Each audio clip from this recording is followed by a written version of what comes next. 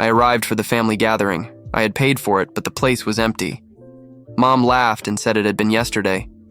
"We'll bring you the leftovers." I didn't say anything, but the next morning the police spoke for me. I should have realized something was wrong the moment I pulled into the parking lot. No familiar cars, no noise, no cousin smoking near the dumpsters pretending nobody could see. Just silence. I checked the message again. Friday, 7 p.m. at Mateo's. "Can't wait to see everyone." Sent by Mom. 2 weeks ago. It was Friday, 7:02 p.m. I was right on time, like an idiot. I went in. The cold air gave way to soft jazz and clinking glasses. The restaurant wasn't empty, but the private room I had booked was locked, dark. "Can I help you, sir?" asked the hostess, barely looking up. Yeah. Thompson party, reserved dining room." She checked the list. "Oh yes, that was last night." I blinked. No, it's today. I paid the deposit, I booked it." She tilted her head. "Sir, they were here. 16 people. Big cake. Your mom brought name cards. Are you sure you're not confused?" I laughed. One of those dry, brittle laughs that die halfway out. "No, I'm not confused." She paused a little awkwardly. "Do you want to call someone?" I didn't reply. I was already dialing. The phone rang twice before she picked up. "Hi, honey," said my mom. Way too light, way too casual. "Everything okay?" I stared straight ahead. "Where is everyone?" A pause. Then that airy little giggle she always used when she knew she'd messed up but didn't want to admit it. "Oh, sweetheart, it was yesterday. We thought you weren't coming, but don't worry, we'll bring you the leftovers." I froze. "What?" She repeated it like it was nothing. "It was yesterday. We'll bring you the leftovers." I didn't say goodbye. I just hung up. No one called back. Not Mom, not Tina, not anyone. Then a message came in. Tina. "El Mayo bro, you really missed it. Classic. Chill. We saved you a roll." My hand was shaking. From the cold or from rage, I couldn't tell. I looked at the hostess. "They came and left at 8, she said, shrugging. "Seemed like they had a good time." Of course they did. They always do. When I'm not there. I left without saying another word. I didn't call, didn't yell, didn't write in the family group chat. But I didn't go home either. I just sat in the car with the engine off, staring at my reflection in the windshield, thinking about the bill, the card, the 10 unread messages I had sent Mom 3 days earlier confirming the time. They knew. All of them. They just didn't care. They made that decision together. And tomorrow, I'd make mine. You'd think being excluded from a family dinner you paid for would be the worst part. But it wasn't. That was just the cherry on top of a 5-year garbage sundae. See, this wasn't the first time they left me out. Not even close. It was just the first time they were honest enough not to pretend. I was always the backup plan growing up. Tina was the brilliant one, the one who just needed a little push. I was the one who didn't need much. Their code for, you survive without love, so we're not going to waste any on you. When I got my first real job, I called Mom, full of pride. She didn't say congratulations. She said, "Great, now you can finally help your sister with rent." That's when it started. 1 month turned into a year. Then came the bills, her dental surgery, her car insurance, books for her new nursing school, which she dropped out of after 1 semester and never paid me back for. I kept paying because I thought that's what you do when you love your family. But love, in my family, only flows one way. Whenever I brought it up, even gently, I got, "Stop being so transactional. We're family. Tina's going through a lot, you know that. You're doing better than her. Why are you keeping score?" But I wasn't keeping score. They just refused to see I was bleeding. I remember one night 2 years ago, I had just sent $600 for one of Tina's vet emergencies. The same day she posted an Instagram story, new shoes, fresh nails, and some guy's hand holding a champagne glass. I showed Mom the story. She scrolled, gave a little smirk, and said, "You men are always so stingy with money." Stingy. I paid their property tax last winter because my dad forgot, and the county sent a foreclosure notice. I covered the minimum payments on Tina's credit card for 6 months when she got laid off, even though I was struggling myself. One Christmas, I emptied my savings to buy presents for everyone, and what did I get? A framed photo of the family. I wasn't in it. Nothing, absolutely nothing compares to the night I heard what they really thought of me. It was about 6 months ago. I was spending the weekend at my parents' place. I had just helped Tina again, won $200, because she'd accidentally overdrawn her account. I went downstairs to get water and heard voices in the living room. Tina. He's so obsessed with being the martyr. It's pathetic. Mom. I know. He acts like some kind of savior just because he pays for stuff. Dad, laughing. Let him pay. It's not like he's gonna find a wife. At least he's good for something. I stood frozen in the hallway. Then Tina again, her voice full of scorn. You know he thinks we'd fall apart without him, right? A mocking laugh. Oh, please. If he disappeared tomorrow, I wouldn't even notice. I didn't go into the room. I went back upstairs, lay in bed, and stared at the ceiling. The next morning, Mom made pancakes like nothing had happened. After that, I stopped sending money for about 2 weeks. Then Tina texted me. Tina, need help with rent. I'll pay you back, I swear.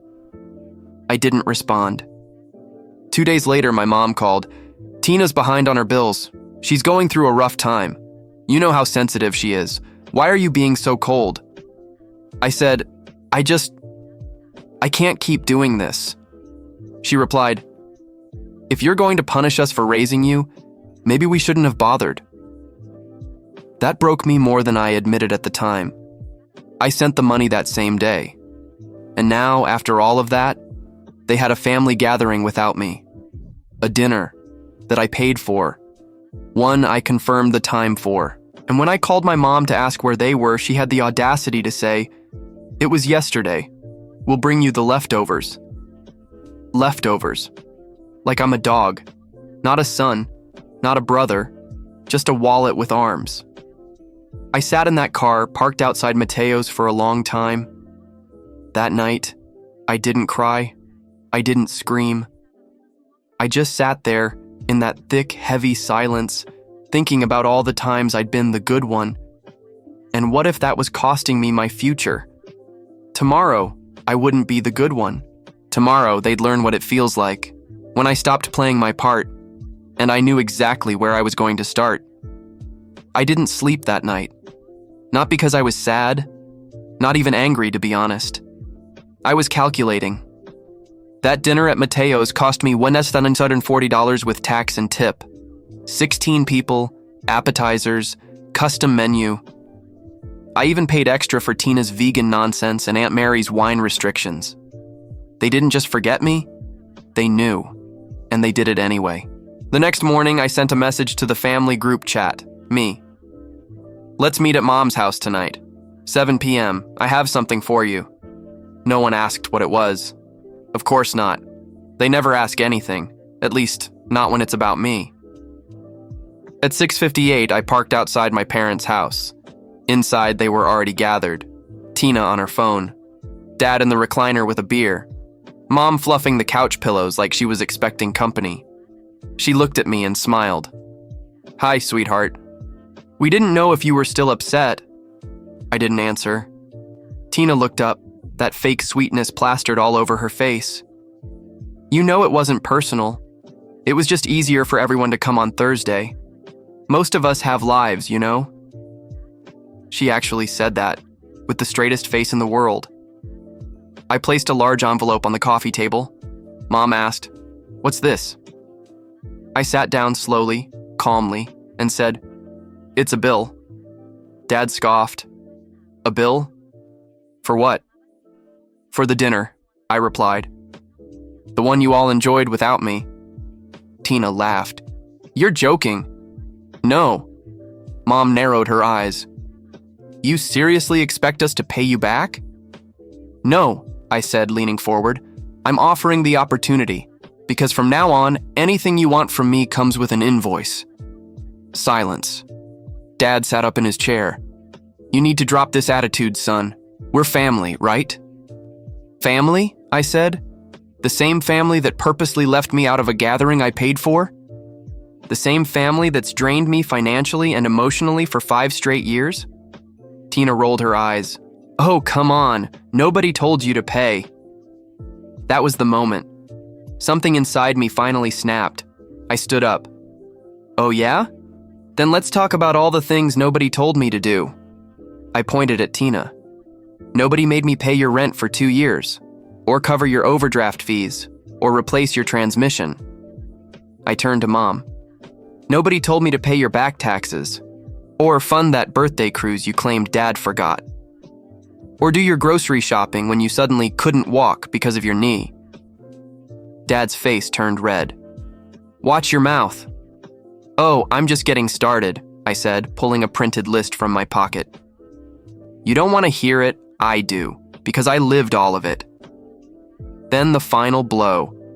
I pulled out a folder and dropped it on the table. What the hell is this now? Dad barked. I smiled. Documentation. Every transaction. Every transfer. Every Venmo, Cash App, receipt. Tina scoffed. Wow, you're actually insane. No, I said, voice ice cold. I'm protected, because this morning I filed a fraud report. I tapped the folder. All of this is already in the system. Mom, her voice suddenly small. What are you talking about? I looked her straight in the eyes. Last week, I found out someone opened a new credit card in my name. The same card that paid for a new iPhone and a spa package. The one Tina posted on social media, claiming it was a gift from a friend. I paused. Tina froze. I called the card company. They're investigating it as identity theft. The address used for the card was yours. That's when Tina stood up. You've got to be kidding me. No, I replied. And if you think I won't press charges, you wouldn't dare, my mother hissed. Try me, I said. The room exploded. Tina shouted, You're pathetic, Dad yelled. You'd send your own sister to jail? Oh, so I'm just supposed to be the idiot forever? I shot back. Mom started crying. You're tearing this family apart. No, I said, walking toward the door. I'm finally saving myself from it. And then came the second twist. As I turned to leave, someone spoke for the first time. My cousin Luke, the quiet one, the guy who barely says a word at family gatherings. He spoke softly. I want to pay my share for the dinner. It's only fair. Everyone turned, stunned. He continued. And I know I should have said something before, but they really did plan to exclude you. I was there when they laughed about it, said you'd be too dramatic. I'm sorry.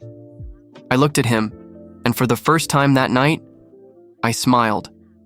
Thank you. Then I walked out.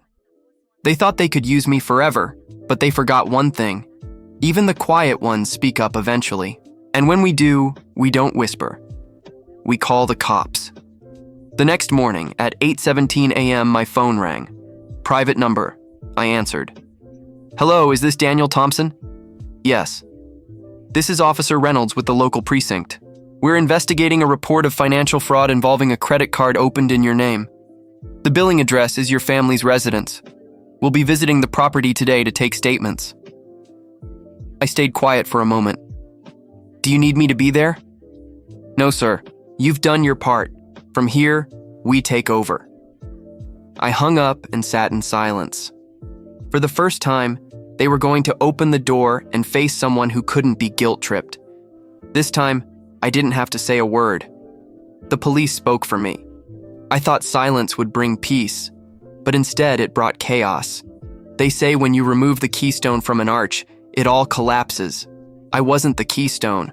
I was the whole foundation.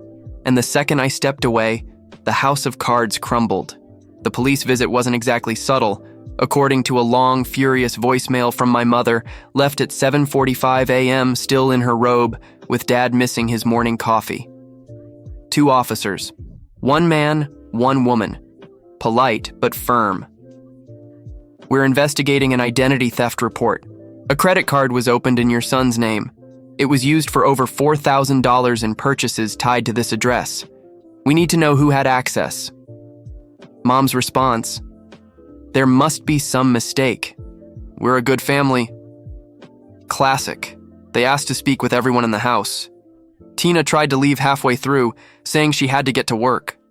The officers asked her to stay. She broke down in 5 minutes. It wasn't even fraud. He always helps. I didn't think he'd care. Mom tried to step in. She's under stress. She didn't mean it. But it was already too late. The officer wrote everything down, recorded it, and even asked to see Tina's phone. That's when things got worse. They found messages she sent to a friend. I used my brother's info. Bad day, his problem, don't care. He's such a sucker he won't even notice. It wasn't just fraud, it was premeditated. It was evidence.